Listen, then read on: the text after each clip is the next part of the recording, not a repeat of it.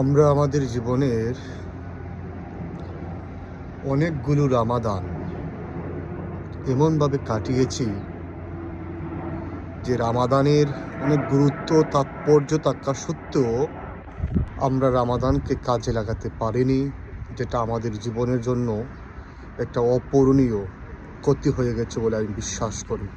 প্রতিটি রমাদান শুরু হওয়ার পূর্বে আমরা রমাদানের জন্য আকুতি মিনতি করি, কিন্তু রমজান এসে গেলে সেই রামাদানের বিশুদ্ধতা, পবিত্রতা রক্ষা করতে আমরা ব্যর্থ হই।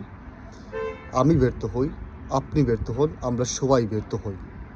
মুষ্টিমেয় কিছু সংখ্যক মানুষ সফল হয়, কিন্তু আমাদের পূর্ব পরিকল্পনা, ইবাদতের ধরন, ইবাদতের পদ্ধতি এই সম্পর্কে না জানার কারণে আমরা এই ধরনের সমস্যায় ভুগি। আমি আশা করব এই রমাদান তো আল্লাহ কাটিয়ে দিয়েছেন, আমরা অনেক চেষ্টা করেছি, হয়তো আল্লাহ আমাদের ইবাদতকে কবুল করবেন ইনশাআল্লাহ, আমরা এই আশা করি। এবং পরবর্তী রমাদানে আল্লাহ যেন আমাদেরকে পৌঁছে দেন, আমরা সেই কামনাটাই আল্লাহর কাছে করি। আসসালামু আলাইকুম ওয়া রাহমাতুল্লাহ।